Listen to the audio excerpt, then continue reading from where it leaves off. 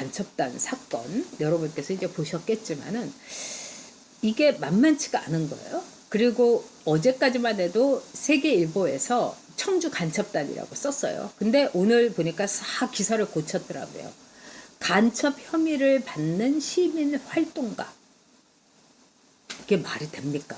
근데 이 청주 간첩단 사건에 대해서 여러분들 지상파에서 보도가 됩니까? KBS, YTN 보도 하나도 안 돼요. 이게 말이 됩니까? 왜 그럴까요?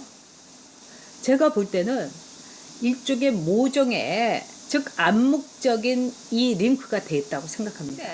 YTN은 지금요 완전히 홍보 나팔수 방송이죠. 찾아볼 수가 없어요.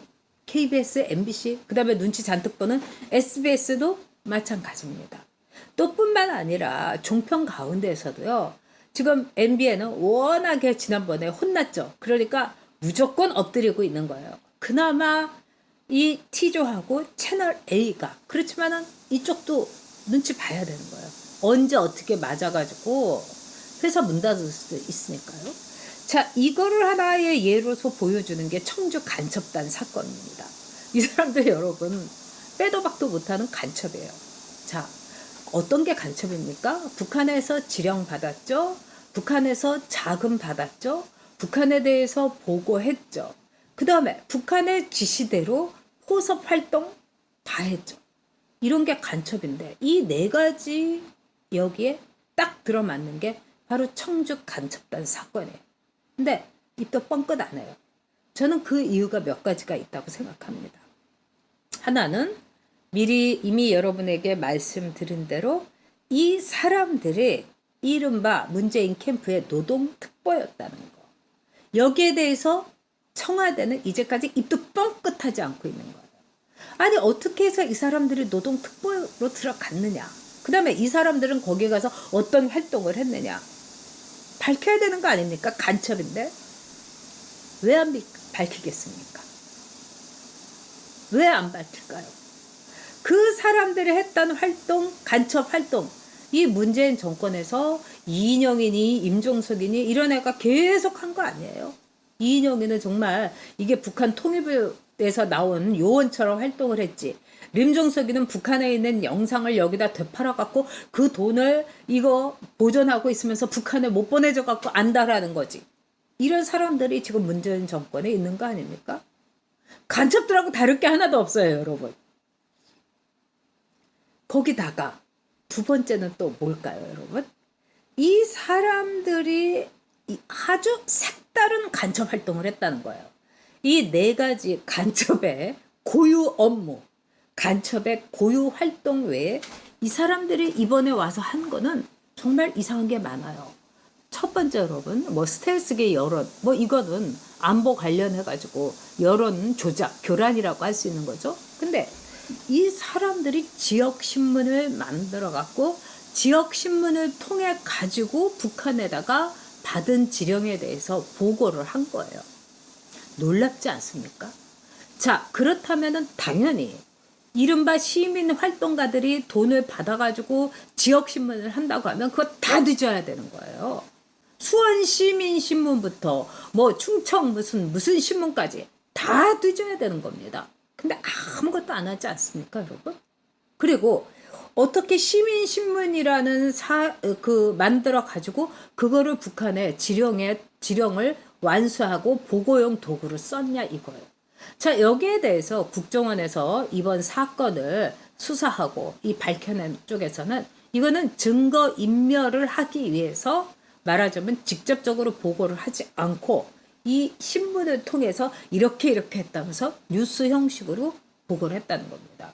이거는 전에도 이런 일이 있었어요. 간첩단, 이 뭐 교수라든가 이런 사람들이 무슨 이 실론이라든가 이런 걸 쓰면서 그쪽에다가 이제 신호를 준 적이 있었습니다. 자, 그래서 이런 모든 사실은요, 이 검찰이 제시한 영장 실질 심사의 내용이에요. 이건 다 증거에 기반한 거예요. 근데도 아무 말 하지 않고 있는 겁니다. 자, 두 번째로는요. 북한에서 21대 총선에 개입해라. 그러면서 황교안을 보내버려라. 윤석열에 대해서 검찰총장 탄핵 운동을 해라. 뭐 그래서 광고 모집까지 하고. 즉 윤석열과 황교안 당시에 미통당의 대표였고 그 다음에 검찰총장이고 살아있는 권력과 즉 맞짱을 떴던 윤석열, 이 두 사람을 딱 타겟으로 잡은 겁니다, 여러분. 이게 말이 됩니까, 여러분? 자, 이 문제에 대해서 보통 정상적인 나라라면 그 당시에 검찰총장이었고 또 야당 당대표였다면 이 점에서도 보안 수사라든가 수사 지시를 내리고 전국적으로 싹 털어버려야 되는 거예요. 그래야지 김정은이도 무서워하고 김여정이도 어디서 조그만 것이 지가 뭐라고 한미연합훈련에 대해서 빽빽거리고 이런 거 못하는 거죠. 지금 북한이 여러분 상황이 아주 안 좋습니다. 그래서 세게 나가도 되는 거예요. 너무너무 안 좋습니다. 오히려 저는 그래서 너무 걱정이고 우리가 내년 3월 9일 선거에서 반드시 보수 정권으로 정권 교체를 할 이유가 북한 리스크도 크기 때문입니다. 굉장히 위험합니다. 자, 그 다음에요. 21대 총선에 개입 지시를 했고 그렇다면은 선거 공정 이것도 문재인 정권의 대통령으로서의 책임이에요. 그러면 문재인 정권이 이 4.15 총선에서 얘네가 지령을 받았다고 하면 어떻게 된 건지 이것도 수사 지시 내려야 되는 거예요. 근데도 가만히 입 닫고 있죠. 이거 뭐 간첩하고 한통속입니까? 아니면 우리 안타까운 동지들입니까? 기가 막히죠. 그러니까 간첩이란 말을 못 쓰게 하고 시민 활동가라고 다 그렇게 쓰게 하는 거예요. 이거는 어떤 지시가 내린 거죠, 여러분. 저도 언론계에 있어봐서 압니다. 간첩을 간첩이라고 못하고 홍길동이 아버지를 아버지라고 못 부르는 바로 그런 문재인의 나라가 된 거예요. 자, 그 다음에 또 놀라운 것은요. 이들이 여성 근로자를 포섭하라는 명령을 받은 거예요. 그래서 남자와 여자의 갈라치기, 여성 근로자들에게 페미니즘의 사상을 주입해서 정말 한남충, 한남유충, 한국 남자들은 잠재적 살인자고 이러면서 증오와 혐오 이거를 여성 근로자에게 주입시켜라. 여러분 소름 끼치지 않습니까? 이제까지와 다른 정말 간첩 본연의 활동을 넘어선 너무너무 이상한 이거는 드루킹은 찜쪄 먹을 수 있는 거죠. 그리고 제일 무서운 거는 지금 이 순간에도 간첩들이 마구마구 활동을 하고 이 대명천지에 나 문재인 캠프에 있던 간첩이야 뭐 이러면서 다녀도 안녕하세요 시민활동가님 화이팅 이러는 게 문재인 정권 아니겠습니까? 정말 문재인 정권은 위험하고 사악하고 그 다음에 대한민국을 배신하는 매국 정권이다. 저는 이렇게 생각합니다.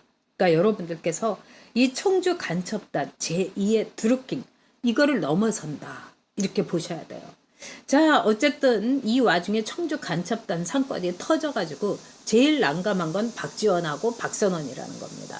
결국 제가 말씀드린 대로 이 국정원 안에서 삼각 편대가 있었던 거죠. 박선원이하고 박지원하고 서로 권력 투쟁하는 사이에 이 국정원 안에 있던 대북 전문가, 대북 전문 요원들이 이거를 쫙 수사를 해가지고 완벽한 증거를 갖고 딱 터뜨린 거예요. 자, 너희들 두고 봐라. 응? 이런 걸 경찰에다가 맡기겠다고? 2024년부터 말도 안 되는 거예요. 정말 나라 말아먹을 일 아니겠습니까? 국정원은 대북 국정원입니다. 그리고 이 통일과 지금 이 심각한 상황, 언제 쓰나미처럼 정말 김정은 정권이 무너질지 모르는 상황 속에서 국정원 본연의 업무 우리가 정권 탈환하게 되면 반드시 바꿔야 된다고 생각합니다.